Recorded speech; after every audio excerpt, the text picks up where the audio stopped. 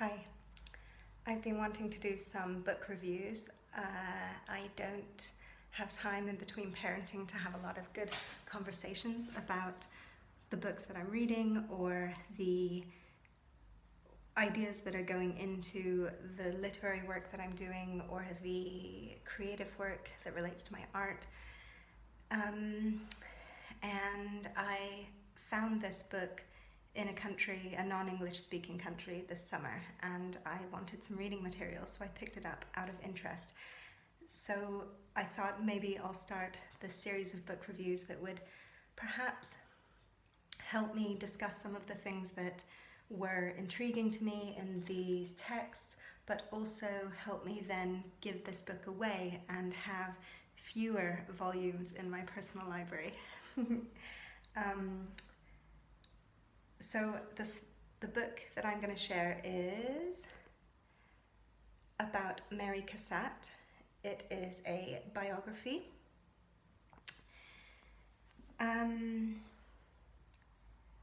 So there are a lot of interesting dynamics. I picked up this book and I immediately felt shame. I feel like I've got a generalist knowledge of artists and especially of women artists, and I was ashamed that I knew so little about this artist.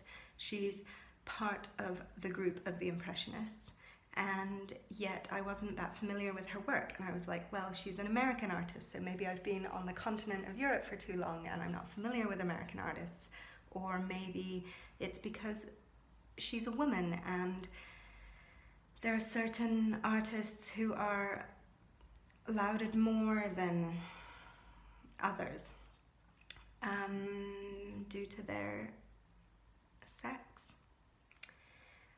I felt ashamed as a woman for not knowing this female artist, and not knowing that she was part of this Impressionist group that we are so familiar with, perhaps inundated with information about the Impressionists.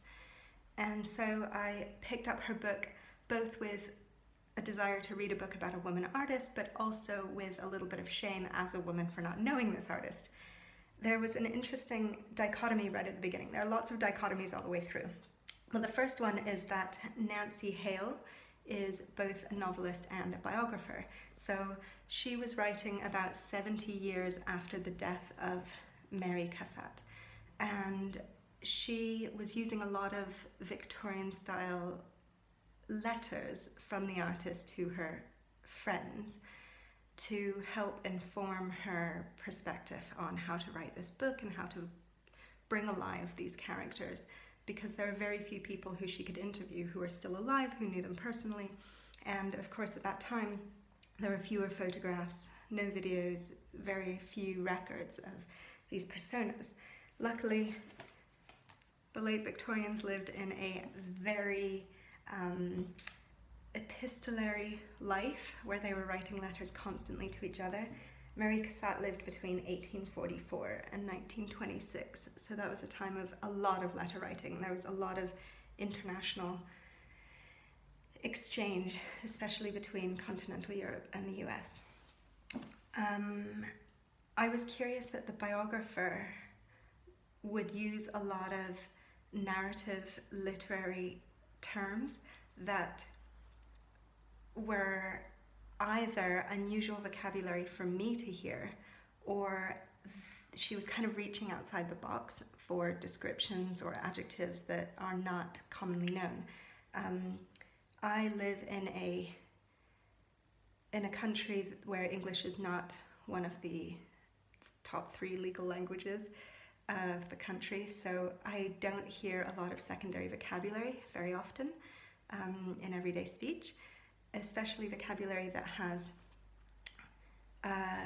very literary tones to it. So I just wanted to share some of the unusual language that Nancy Hale was writing with, and maybe it's indicative of the time. You know, she was writing in the early 70s, and maybe she felt that her work would be elevated by using such unusual language. But let's see, so the first one's on page 235.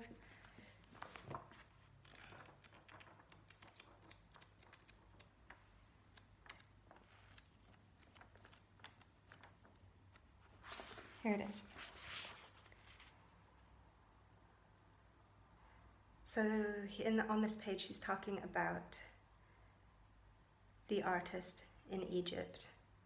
And she said, the artist in Egypt constituted just one more labourer, toiling like the others in age-old servitude. We know from the tomb inscriptions names of hundreds of kings, priests, warriors, administrators. We do not know the name of a single artist, even though it was the artist who passed on to us everything we know of Egypt and of Egypt's thought. His were unsigned statements, the priestly philosopher's great illuminations, the beauty with which they are expressed. These come not from priest or philosopher, but from the artist, unequipped with intellect, equipped with instinct alone. The artist saw, while the priest only cerebrated. And that was another dichotomy, not just in her language, the use of the word cerebrated, but she was often, Nancy Hale, the biographer, often comparing artists with other humans. And I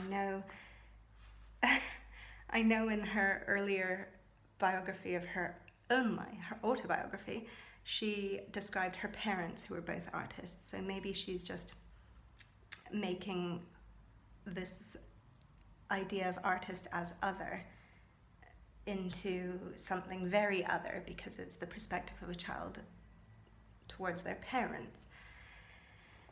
It's all very othering. What's another one? 284. There we go.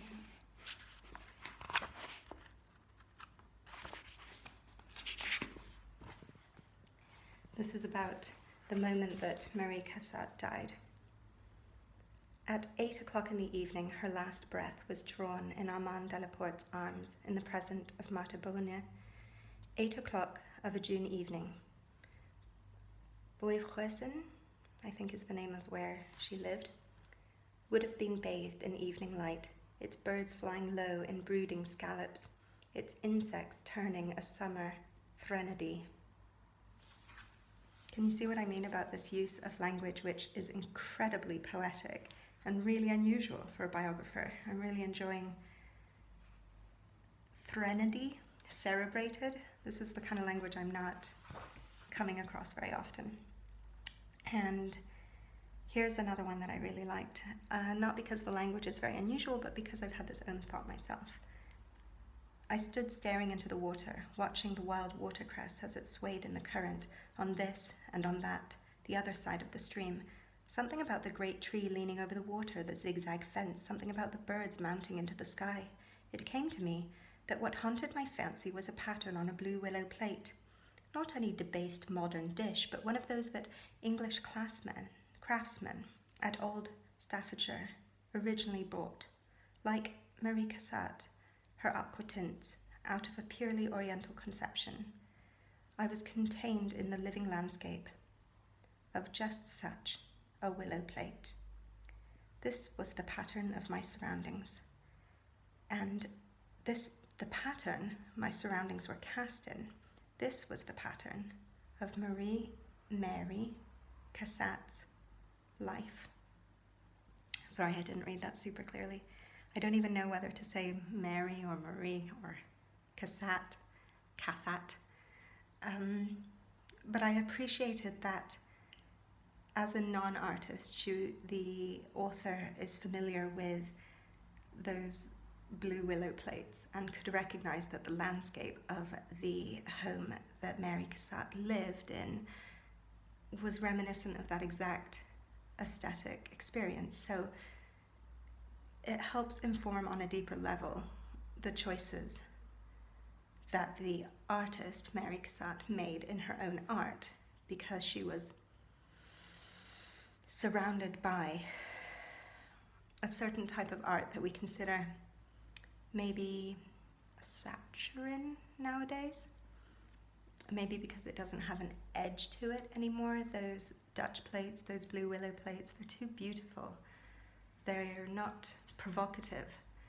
So I feel as though these little details that the author brought forward of the landscape being reminiscent of this aesthetic movement, it helps inform the way I engage now as a new viewer to Mary Cassatt's paintings. Another dichotomy that I wanted to bring up was this idea of training versus no training in an artist. And I sigh because it's this constant debate amongst artists and amongst people who like to critique art as to whether good training is a help or a hindrance. I did some apprenticeship work under an artist, a fine artist from Moscow. So as a 13-year-old, I picked up some draftsmanship skills, and I considered that very valuable. But my father pulled me out of those classes because those workshops. My father felt that the very dark colors that the particular artist I was working with had been trained in would perhaps stifle my own personal style. So even in my own family, there's been this debate as to whether training is a good thing or training is like denuding you of your vitality as an artist. So I want to read a couple of things that the biographer said. Okay, page 33. This is talking about whether Mary Cassatt should go to art school or not. And there was a whole debate about whether young women should be educated in that day, whether an education makes a happier wife or not. And these are all debates that are still going on in our world. But as to whether or not an artistic training is of use, this is what the author wrote, the biographer. Quote, "On the other hand, lack of training was the ruin of more talented beginners than talented beginners were ruined by training." I love it. End quote. I'll read it again. "On the other hand, lack of training was the ruin of more talented beginners than talented beginners were ruined by lack of training."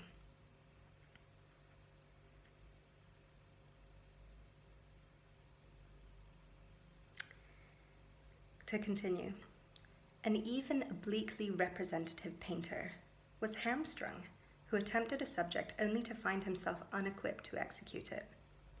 The early paintings of Degas reveal how he barely skirted the verge of failure. Degas, Manet, even Cézanne, even Picasso had training in technique which then became theirs to use or to knowingly abuse. Mary Cassatt would not have begun to attract the attention of Degas in the Paris Salon, as she did attract it, if she had not known the grammar of art and its vocabulary. How to set up a figure anatomically, how to draw accurately, how to prepare canvas, handle charcoal and pastel, matter-of-fact equipment, and insufficient for getting beyond first base as an artist. But for want of these nails, many a horse that might have been winged was lost. Never heard that phrase before. But for want of these nails, many a horse that might have been winged was lost.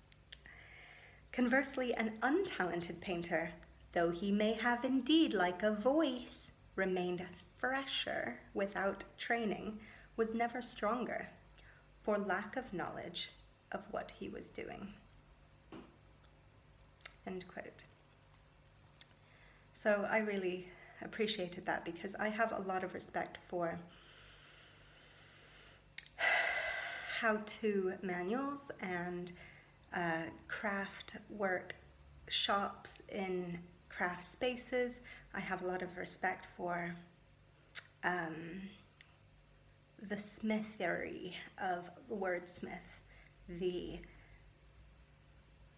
grinding down of pigment and the mixing of your own colors. I feel like there are a lot of lessons that can be gained in that, and I hear a lot of arguments that we lose our freshness, we lose our voice if we don't have good training. Oh no, if we do have good training, people argue that we lose our sense of self.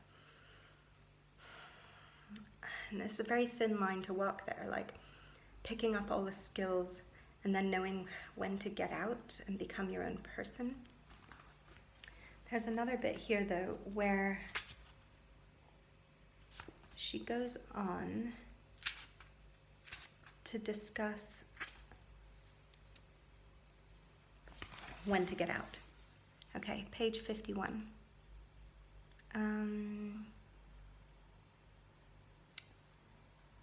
So another art critic observes that even by 1877, when at last Mary Cassatt met Degas, she had not yet, quote, evolved a mode of painting in any way personal.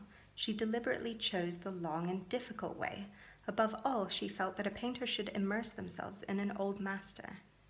Study, copy, emulate, end quote. And this is the bit where I feel that they touch on the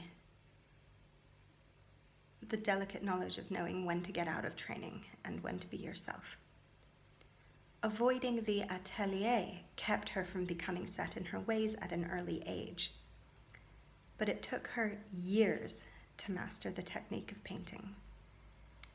Nevertheless, the process was anything but timid or hesitant. It was not that kind of uncertainty, simply the pearl, nacreous and hard, which served Mary for a center, was growing, and Correggio in Parma was there to be plundered. Let's unpack some of that. This other art critic, his name is F.A. Sweet. I don't know what F.A. stands for, but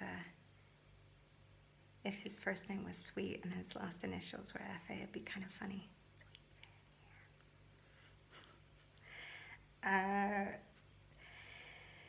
He argued that early on in her career, Mary Cassatt was like working too hard on the technique side of it and not adding any personal touch.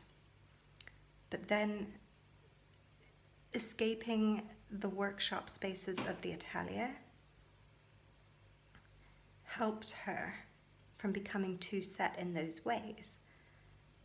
And she went to Parma in Italy to work from Correggio, to immerse herself in the old masters, and thereby escaping, I guess, a kind of rigid practice. Emulating the best, she was able to then move on to her own self. There's a lot that goes on in the art world as to whether you should be a part of a group of artists or whether you should be on your own, whether you can learn from others or whether you start to emulate them too much and you lose your own style, your own handwriting. I appreciated that the biographer wanted to talk a little bit about this. These are all debates that I worry about as an artist and as someone who enjoys learning and wants to pursue training, and wants to be part of a group like an atelier, but not always knowing if it's the right thing to do. Okay, another dichotomy that the biographer talks about is another one that I think about a lot. And that's because I write and illustrate children's books, so I tend to work on illustrating big ideas. That's kind of my wheelhouse. Philosophy for kids, medical diagnoses for kids. So I think a lot about the difference between fine art and illustrative art, and I consider myself an illustrator. However, I'm starting to do some fine art commissions and some fine art projects, and it's making me question the difference between what it is to be a fine artist and what it is to be an illustrator of a book. So I appreciated on page 37 when the biographer talked about the difference between serious artists and illustrators. Of course, this is all almost 100 years ago, so how serious someone takes their illustration career is very different now than the way an illustrator was perceived. in the late 1800s, early 1900s. So here's the quote. One reason why serious artists, a manner of speaking because the most serious artists are often the gayest, meaning the happiest, generally refer with a certain contempt to illustrators, is that art is not illustrating anything, at least in the outside world. It illustrates that it is. The greater part of those viewing a given exhibition of paint pictures, including some art connoisseurs, assume the pictures to be illustrating at the very least verbal ideas and meanings entertained by the artist beforehand. It is true, there have been painters who painted verbally expressible ideas. I think of Magritte, for example, who a lot of his work has to be explained with verbal engagement. But in their work there were other elements also that escaped the earnest searcher for a story. With great painters throughout the ages, it was generally a matter of indifference what their subjects meant. What did matter was shapes, colours, the relation of objects to adjoining objects, the values of lighted objects as against those less lighted. How the object looked was its story, and its only story. A 20th century painter, Leon Kroll, used to say, "Great paintings have always been basically abstractions." So that's an area that I think about a lot because I'm often taking verbal concepts and I'm trying to create visual metaphors for them in my illustration work. So I'm often asking, what is the best visual representation of this abstraction? So for someone to argue that fine art is about abstraction itself and not anything to do with the verbal representation of it, it reminds me of this philosophy of aesthetics concept, which is that if you need a curator card next to the painting explaining what the painting is about, or sculpture or whatever, if you need a title or a critique to help you understand what you're looking at, there's an argument in the philosophy of art that the art is not doing its job.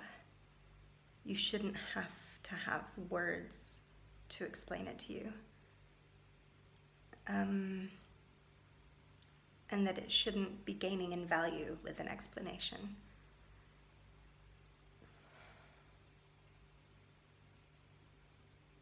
As if it needs to be strong enough to stand on its own without language, as an international language, a visual language. Okay, other things that were big elements of this book. Gender and sex. I know a Victorian woman artist, a modernist woman artist. These are all unusual. But there was a lot of discussion about whether or not a woman can draw or paint as well as she does. I'm just looking for one example of one of her paintings, which I think was maybe a silk print or a print. Okay, I'm gonna pull you around this way and see if you can see this reproduction in black and white of La Toilette by Mary Cassatt, 1891. It's now in the Metropolitan Museum of Art, and it was an Aquatint, that's it. And I think you can even see here, of this Aquatint, Degas remarked, quote, "I will not admit that a woman can draw that well."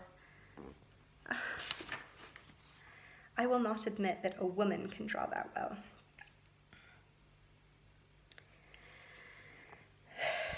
Like he's intimidated, like as if women are incapable. or that she is so good she becomes a man. It reminds me of people saying the UK didn't have a female prime minister because they don't consider Thatcher a woman. So there's this line, this is just a reproduction in black and white, and maybe you can see the line of the back of the lady bending over her bathroom bowl to wash her face. There's a very, very thin line that illustrates the curve of her back, and the biographer talks a lot about this line because a lot of people in the art world talked about this line and how it was so talented and it was just so well executed, and it really made people sit up and listen to Mary Cassatt as an artist. And it reminded me of the way I like to use a single line in my portraiture, and I consider it, like Miro said, taking a line for a walk. But it made me sad because there were all these men's voices shouting about how astonishing it is that a woman could draw such a line. And on page 220, there was also a big discussion about how Mary's hard work was masculine in her day because a lady did not work such long hours unless she didn't have enough money, quote, reduced circumstances, unless she was in reduced circumstances, and she had to. So not having to work and having to work that many hours and being in reduced circumstances were things to be ashamed of. So it wasn't until after the First World War that holding a job was considered cachet. So the biographer argues that in this way Mary Cassatt was ahead of her time because she sat down in her art studio and she worked from 9 in the morning till 5 at night or whatever, or took a long break for lunch, but worked as if she had a day job. And the biographer talks a lot about how different Mary Cassatt is to other women of her day. I just don't appreciate the idea that autonomous work is a masculine trait, or that having long hours masculinates this woman. There was a thin line where the biographer could have been talking about gendering the artist, Mary Cassatt, and applying a concept of gender to her that she didn't apply to herself. There are times where how tall she is referred to as masculine, how independent she was referred to her as masculine, how many hours she worked referred to her as masculine, the fact that she didn't marry.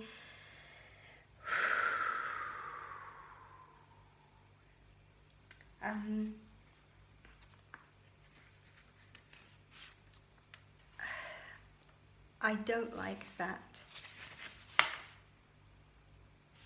in those days all these things were considered masculine, and then to do the opposite would be emasculating. I feel like we're losing a bit of the nuance in what hard work looks like, and there's also a debate here that goes on in the art community, which is like how much you sacrifice of your domestic life is indicative of how great an artist you are. Okay, I just want to comment on, what was it, page 223?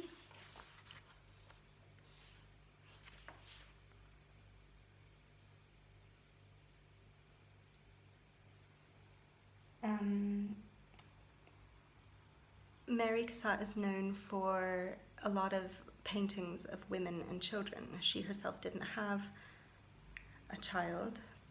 She often drew on what it was to be a child, to be in her mother's arms, and I think she took a little bit of Degas' advice, which was be a woman who paints maternal scenes and you will have kind of a brand.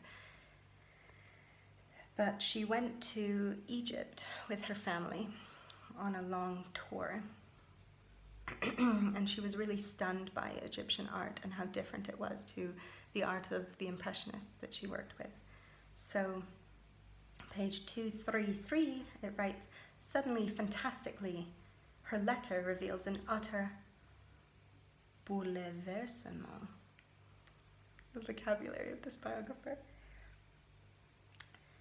"Then in this country," Cassatt goes on without a break, "it's art, Egyptian art. How overpowering. Fancy going back to painting babies and women.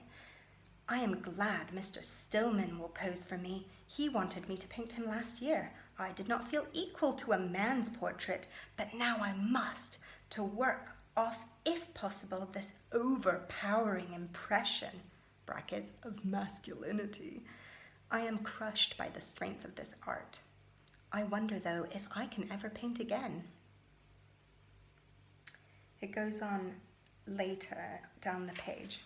I'm not even sure if I can pronounce the vocabulary of this biographer. She says, "What on earth was there about the Egyptian experience, apart from anxiety, to precipitate such total enantiodromia?" That means a changing of the road. Dromio means road. I think it means about face. "By a kind of affinity through a voice that spoke to her across the millennia, Mary Cassatt had found her new thing, all right, but it was anything but a calm and peaceful advent." So the author tries to use this trip to Egypt as a way to explain how Mary Cassatt understood that there was a way to progress in her art, to be inspired and to develop, but she didn't know how to grab it with both hands and move forward and develop as an artist herself. And it feels as if Mary Cassatt had been a part of the Impressionist movement and then was too intimidated by the intensity of Egyptian art to incorporate that into her own style in any way, or to move forward with that as an inspiration. So there's this other dichotomy in this book, which is between Impressionism and other art that comes after it. So it's as if Mary Cassatt was really, really, really of her time and knew what she knew about how to be an Impressionist, how to live in Paris in that era, how to be a part of a group who refused to win awards or be displayed in the art schools in the way that was so limiting at that time. She was part of a clique, and it makes me think a lot about how valuable it is to have a crew,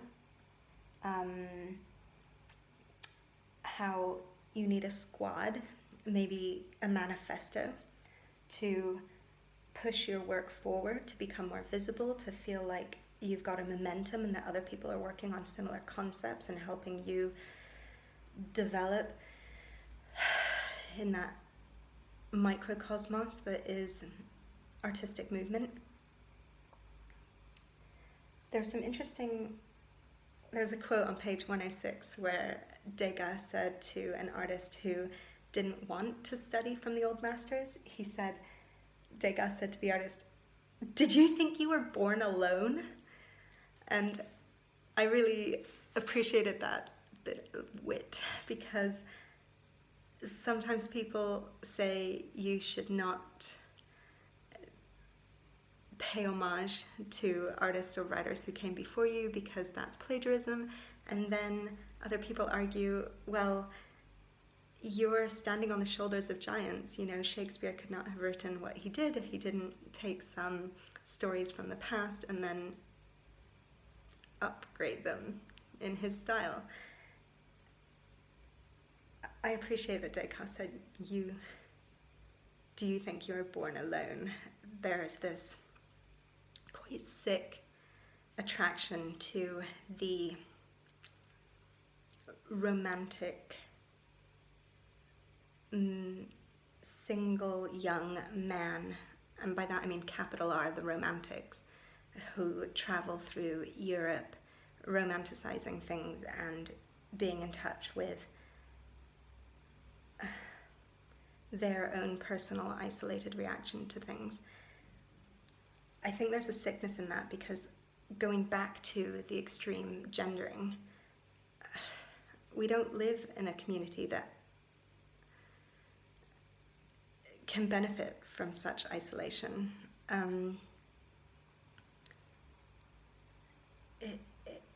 We reach out. These outliers can help jump forward, but if we are all outsiders, then nobody's helping anybody. As you can tell, none of this is fully formed or well articulated. Anyway, there was a lot of debate in the book between who Mary Cassatt's friends really were. The artists in her clique, the Impressionists themselves, or the art collectors that she had come to know through her existence as an American in Paris, and her kind of expat party groups. The biographer talked a lot about how she would argue down artists' prices to help her collector friends buy more art for less money. So the biographer said, who are her true friends? These artists or these collectors? And then there's this constant debate in the book about whether Mary Cassatt had a love affair with Degas. And everyone likes to make a simplistic connection between Cassatt and Degas, because they say she was his student, or she was his lover, or he was her mentor, and none of these relationships appear to be true according to the letters and the way that Mary Cassatt lived at that time.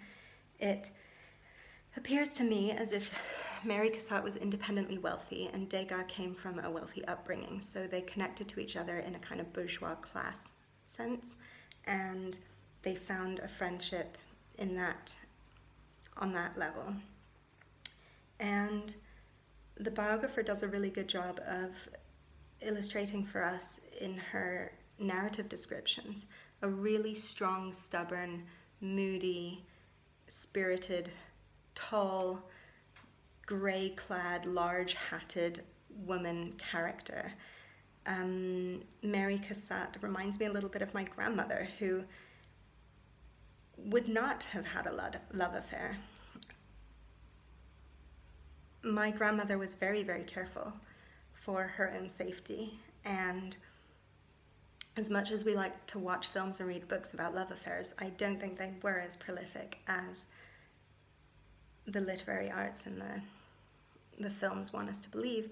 So when it comes to whether Cassatt did have sex with Degas, I feel like from the letters and the character that comes across here that a woman of that era just wouldn't do that. If she was well-bred, if she was bourgeois, it was unlikely that she would get her kit off.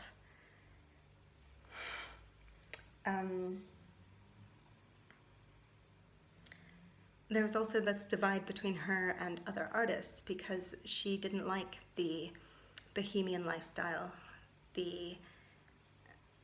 what was perceived as dirtiness and people living with their models as lovers and mistresses. It was not what a well-bred woman would do at that time. So that's very interesting, because I often, even though I love the bohemian world, I often consider the moral of the opera La Bohème to be, you can totally die of pneumonia if you are a starving artist and you're giving everything to your art and you're not thinking about paying your rent. So that bohemian versus bourgeois lifestyle was very interesting to me, how to balance that out and still be a quality artist that people respect as much as they respect the bohemians. It's as if people don't respect bourgeois, but they'll respect bohemian because it's more eccentric, when, again, Magritte, he kind of camped up how suburban his lifestyle was in order to make an even more dramatic effect with how unusual his art was. I find that curious because that's a kind of a balance I'm trying to achieve in my art. So regarding Degas and Cassatt, I wanted to say that Mary Cassatt painted women and children, but she did not have a family herself. She had independent wealth. She chose to reject the cult of coupledom, serial monogamist. She drew families but had none, and her and Degas both chose not to have partners in the long term, and the book describes them as very lonely and very sad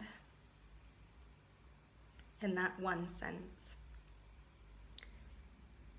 And this brings me full circle to the fact that I was ashamed not to know her.